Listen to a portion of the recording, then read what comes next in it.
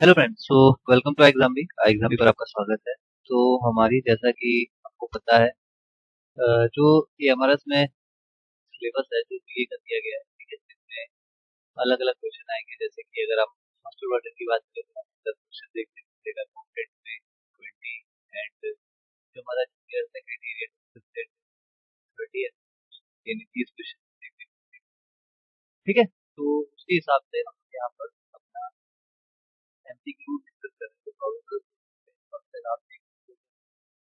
जो बहुत सारे करनी और उसके साथ ही वो रिलेटेड कॉन्सेप्ट जो हमारे इम्पोर्टेंट है।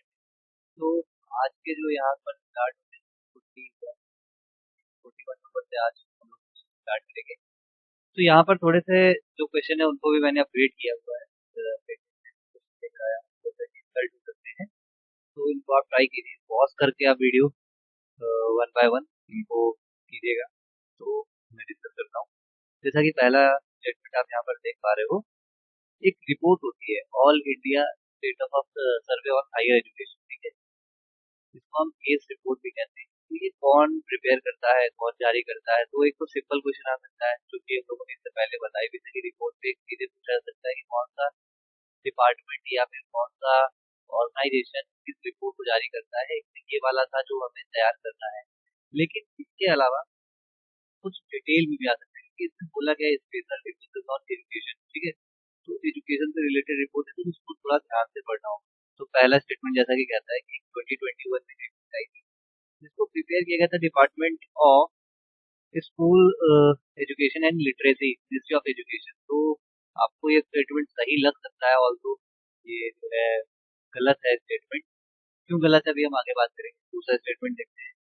ये जो रिपोर्ट है तैयार की जा रही है 2011 में। हाँ, ये स्टेटमेंट ठीक है, ठीक है, पीवाई से आपकी इन्फॉर्मेशन ले सकते हो, आपको दिया दिया है। उसके अलावा इसमें एक इम्पोर्टेंट डेटा था ग्रॉस एनरोलमेंट रेशियो का। तो बोला है कि वो हायर एजुकेशन में जो है 2019-20 से जो है ये बढ़कर कितना हो गया है, 27.3 हो गया है, जो कि पहले कितना था, पहले ये हुआ करता था 25.6 के अराउंड। और लगभग आप कह सकते हो 1.7% की इसमें बढ़ोतरी हुई है। तो ये स्टेटमेंट भी ठीक है, अगर आपने ये रिपोर्ट पढ़ी है तो आप ये कर सकते हो, अदरवाइज आपसे क्वेश्चन होना ही पड़ेगा।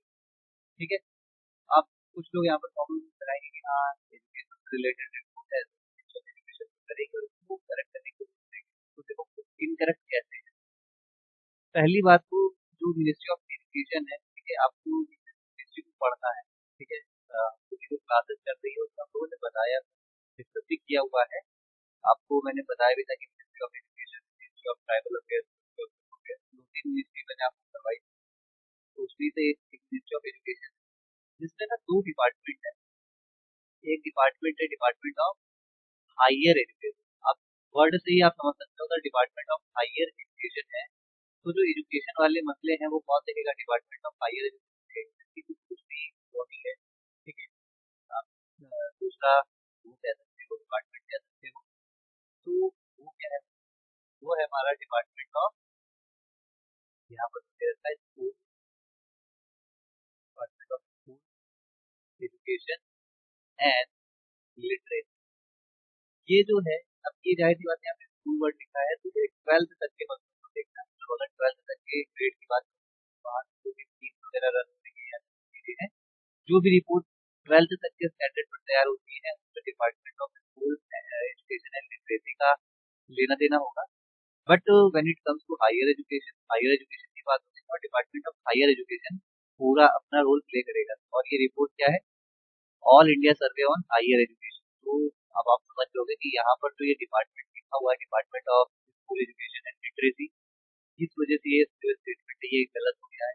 आप नीचे कीवर्ड को अगर आप गौर से देखोगे कौन सा करेक्ट नहीं है, ठीक है। तो मैंने क्या बताया आपको, दूसरा वाला तो भाई करेक्ट है, 2011 से ही पब्लिश हो रही है, और तीसरा भी ठीक है। तो यहाँ पर गलत क्या हो जाएगा, सिर्फ one only is the correct here, ठीक है। क्वेश्चन नंबर 2 को देखो, गौर करके इसको करने की कोशिश करो, फिर हम discuss करते हैं। तो देखिए, रूसा जो हमारी स्कीम है, राष्ट्रीय उच्चतर शिक्षा अभियान, बोला जा रहा है सेंट्रली स्पॉन्सर्ड स्कीम है, ठीक है, और लॉन्च की गई थी 2013 में एडमिनिस्टर किया जाता है डिपार्टमेंट ऑफ हायर एजुकेशन। तो उच्चतर से आप समझ गए होंगे कि उच्चतर मीन्स व्हाट, उच्चतर मीन्स हायर।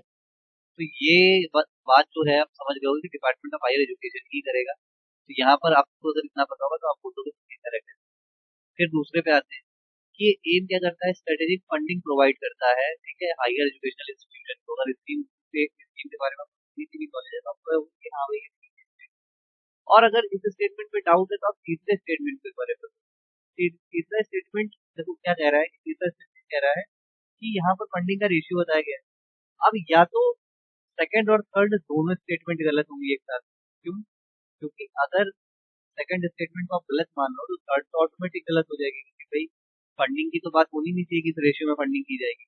और अगर ऐसा नहीं है तो सेकंड स्टेटमेंट इनकरेक्ट हो जाएगी, उसके साथ थर्ड भी हो जाएगी। तो इस वजह से दूसरा और तीसरा तो काफी हद तक एक दूसरे से जुड़ा हुआ स्टेटमेंट है। पेपर में हम जब स्टेटमेंट को सॉल्व करते हैं तो थोड़ा सा कोई स्टेटमेंट के बारे में अगर आपको नहीं पता है तो आप तीसरा या दूसरा जो भी स्टेटमेंट दे रखा गया उसके साथ उनको एक बार ध्यान से पढ़ने की कोशिश किया करो, वहां से कुछ हिंट मिल जाती है, ठीक है। तो जो तीसरा स्टेटमेंट है, जब क्लास में मैंने आपको बताया था, जो हम लोग फंडिंग का रेशियो होता है वो जो स्पेशल कैटेगरी के स्टेटस राज्य होते हैं वहाँ पर 90:10 का होता है, ठीक है, ये आपको पता है, बोलो हाँ। फिर मैंने बोला था एक होता है 60:40, ठीक है, जहाँ पर सेंट्रल 50% बेयर करती है, 40% गवर्नमेंट बेयर करती है, बोलोगे हाँ। 75-25 का कुछ नहीं बताया था मैंने, ऐसा बहुत ही रेयर, मतलब रेयर ही चांसेस ऐसे हो सकते हैं कि गवर्नमेंट ऐसा करे, अदरवाइज ऐसा कोई भी प्रोविजन है ही नहीं। और यूटीज में 100% सेंट्रल क्या करके असिस्टेंस देती है। तो इतना ठीक है, पर ये जो 75:25 लिखा है ये रेशियो यहाँ पर गलत दिया हुआ है, that is why statement third की हमारी क्या हो जाएगी incorrect। जबकि हमारी जो पहली और दूसरी स्टेटमेंट वो है करेक्ट, और यहाँ पर पूछा भी क्या गया है, करेक्ट पूछा गया है, तो हमारे स्टेटमेंट क्या हो जाएगा 1 and 2 ओनली, ठीक है। स्टेटमेंट 43 पे करते हैं। Consider the following. अब यहाँ पर कुछ आर्टिकल्स दिए हुए हैं, बोला गया है which of the above जो ऊपर आर्टिकल दिए गए हैं Constitution के, उनका प्रभाव पड़ता है एजुकेशन पे, मतलब एजुकेशन से इनमें से किसी का लेना देना है या नहीं। अब यहाँ पर बच्चा थोड़ा सा भयंकर वाला कंफ्यूज हो जाएगा, उसको लगेगा 21A ये तो है बिल्कुल राइट टू एजुकेशन, 28 भी है, 30 भी है, माइनॉरिटी एजुकेशन सेंटर की बात करता है, 28 जो है बात करता है रिलीजियस टीचिंग दी जा सकती है, ठीक है। ये बोलोगे कि हाँ भाई कहीं ना कहीं एजुकेशन की बात करता है, लेकिन 14 और 15 में आप इग्नोर करोगे कि नहीं ये नहीं होता है, तो आप ऐसे करके देखोगे तो यहाँ पर इसलिए मैंने थोड़ा कठिन किया नहीं है। वरना एक ऑप्शन अगर मैंने थर्ड फोर्थ और फिफ्थ डाला होता तो डेफिनेटली आप उसके साथ चले जाते, ठीक है। जबकि यहाँ पर सारे के सारे आंसर माने जाएंगे, क्योंकि जो मिनिस्ट्री ऑफ एजुकेशन है ना उसकी वेबसाइट पे जाएगा, मिनिस्ट्री ऑफ एजुकेशन की आप वेबसाइट पे जाओ और वहां पर जाकर देखो दे रखा गया कॉन्स्टिट्यूशन।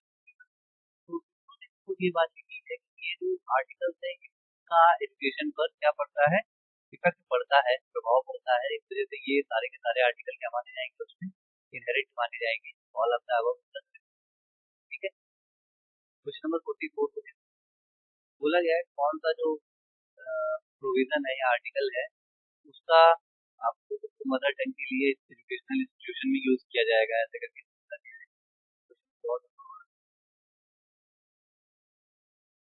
चलो अब आर्टिकल 42 की बात करें तो राइट टू वर्क होता है, ठीक है, ये बीपीएससी है, राइट टू वर्क मतलब काम करने का अधिकार, ठीक है, ये होता है। राइट जो 19 क्लॉज 1 सब क्लॉज जी जो है ये बात करता है राइट टू प्रैक्टिस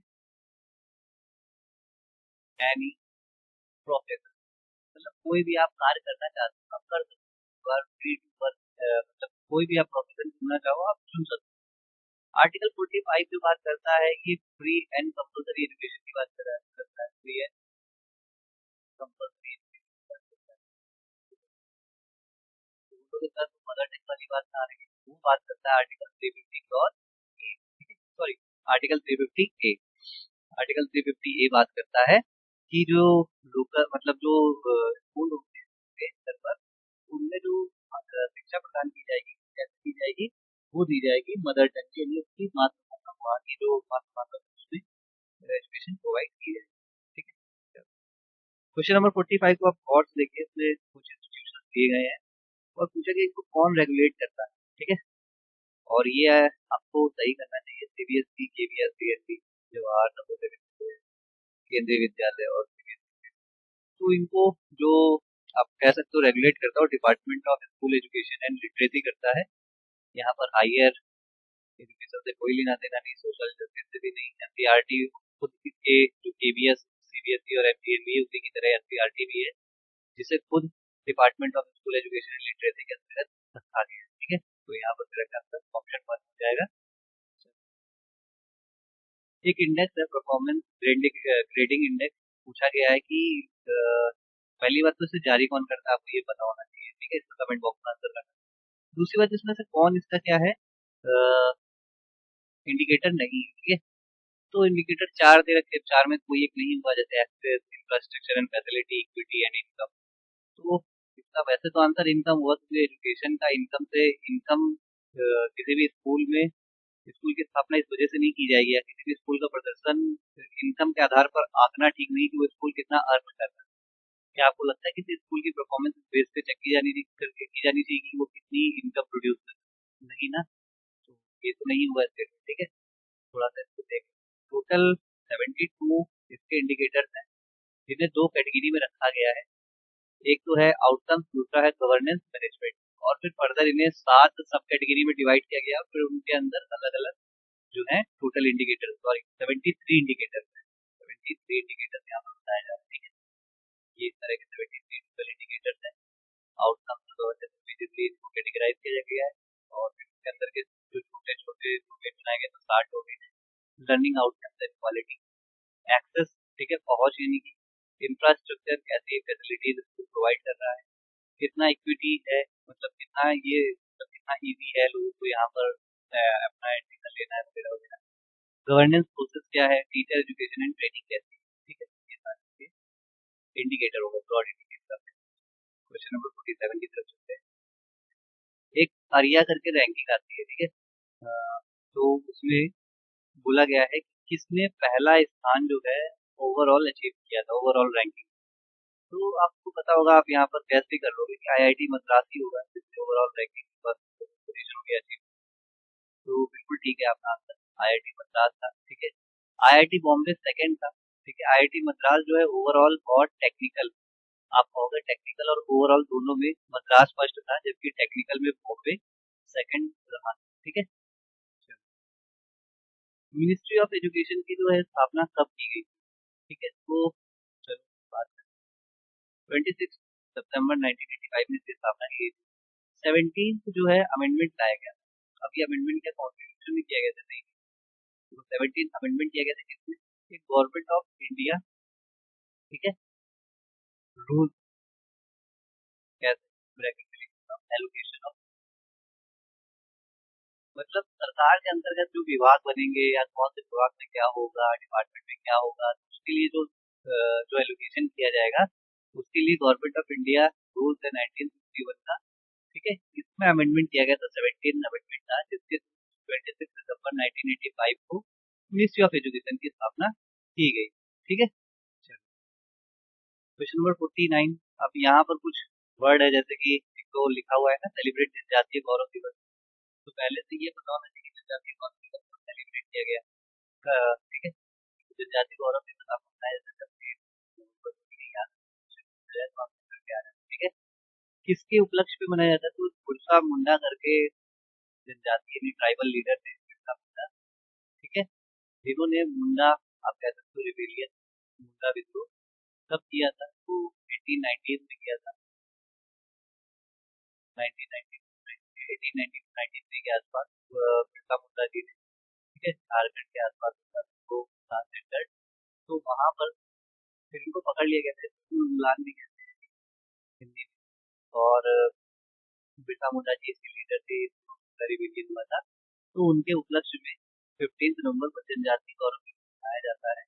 और एक चीज आपको याद रखनी है, यहाँ पर लिखा है देश विकास, ठीक है, किस राज्य में, तो आप समझिए होगी झारखंड में किया गया होगा। 15 नंबर की इंस्टॉलमेंट दी गई थी पीएम किसान की, पीएम किसान के बारे में बात करते हैं।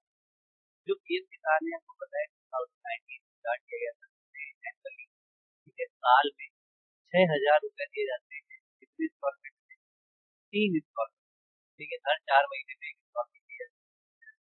उसकी यहाँ पर 15 इंस्टॉलमेंट दी गई हमारी गवर्नमेंट के द्वारा, ठीक है।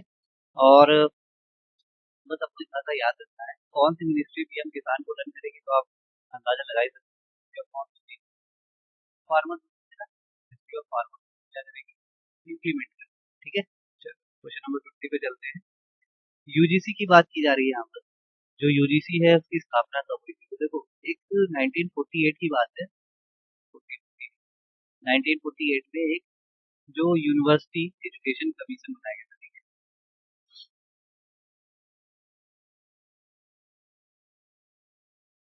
ठीक है, जिसको चेयर कर रहे थे डॉक्टर सर्वपल्ली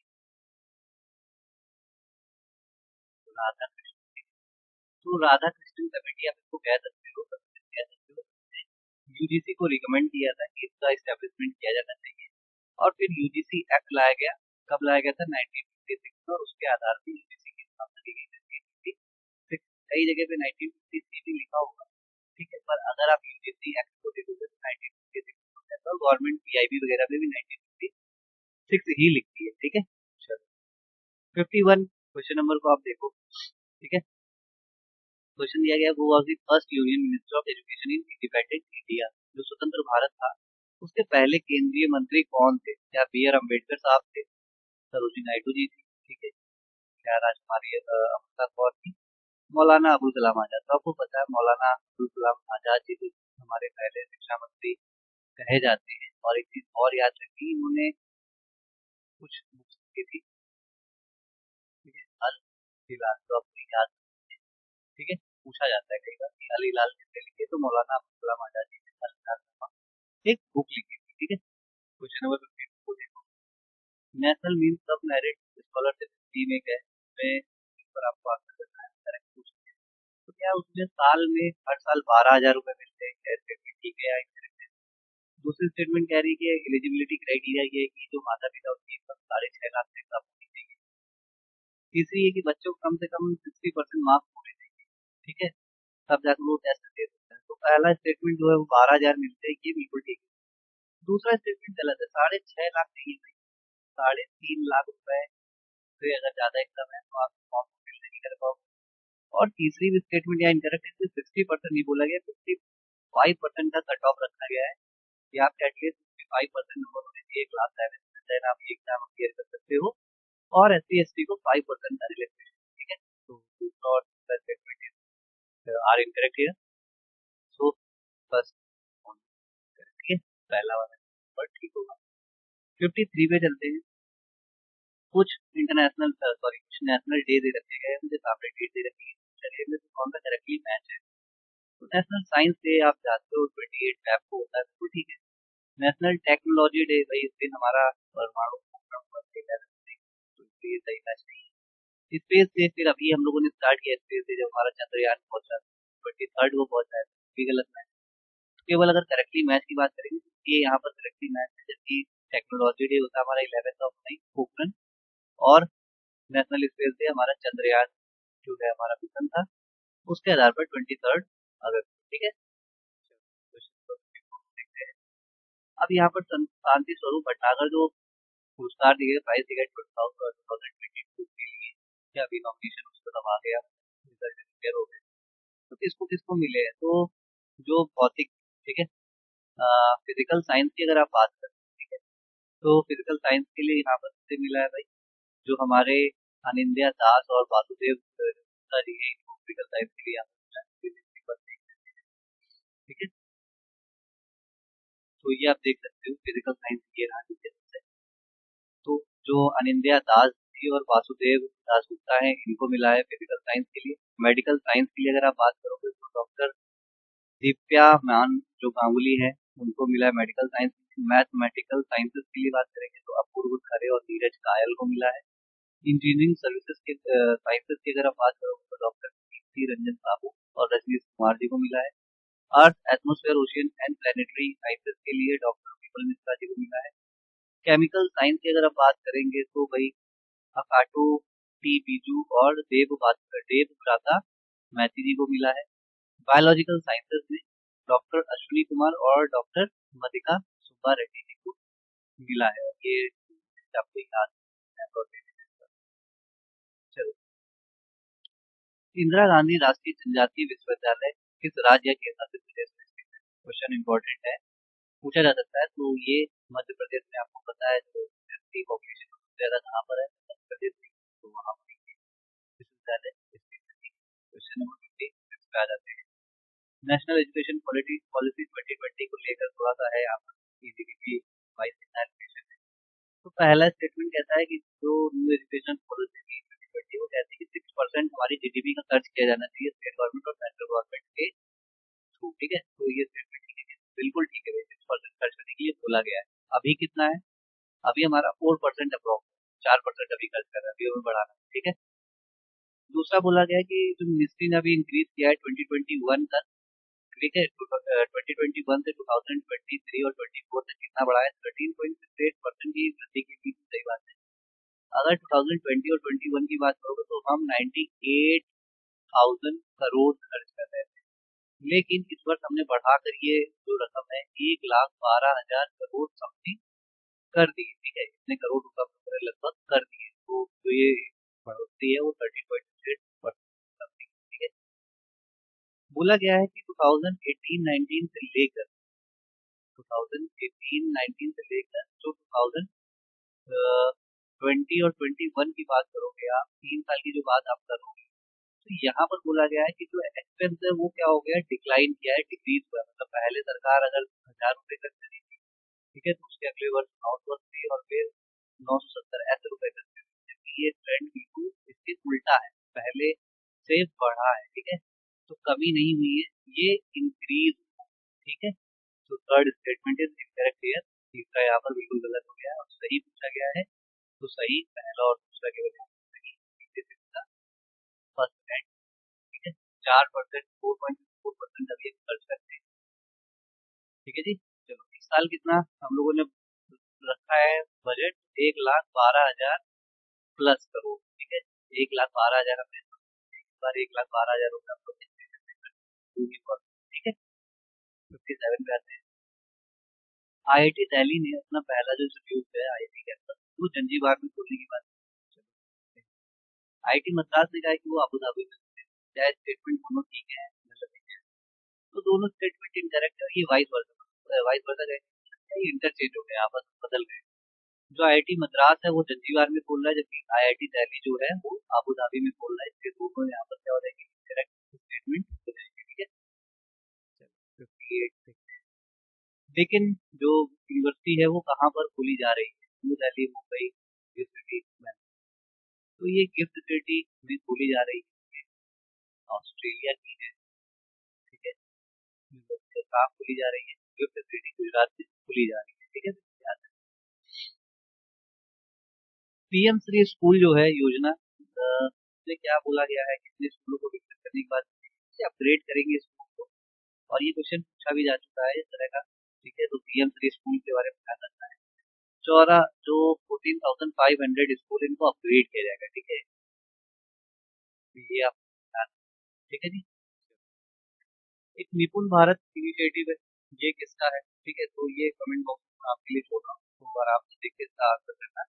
और अगर स्टेटमेंट बेस्ड क्वेश्चन और चाहिए, आपको अच्छे लगे तो प्लीज उसको कमेंट कीजिए, सो दैट समझ में आएगा कि किस तरह की आपकी रिक्वायरमेंट है, तो मैं अगली बार उस तरह के क्वेश्चन और लेकर आऊँगा, ठीक है। तो वीडियो कैसी लगी है तो प्लीज वो सब कमेंट बॉक्स में बताना है। इसके अलावा अगर आप ये हमारे हॉस्टल वार्डन की अभी भी कुछ कहीं पर आपको लैग कर रहा है, या इमारत की किसी भी चीज को लेकर आपने चाहे सीएसए भरा हो, अकाउंटेंट भरा हो, या फिर हॉस्टल वार्डन ही क्यों ना हो, अगर आपको कहीं पर कोई भी जो लगती है तो एग्जाम भी आपको बिल्कुल बहुत सारी चीजें प्रोवाइड करता है।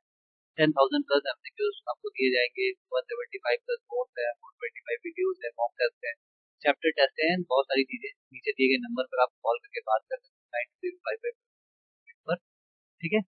तो वीडियो पसंद आए तो वीडियो को लाइक कीजिएगा, चैनल पर नए हैं सब्सक्राइब कीजिएगा। Thank you.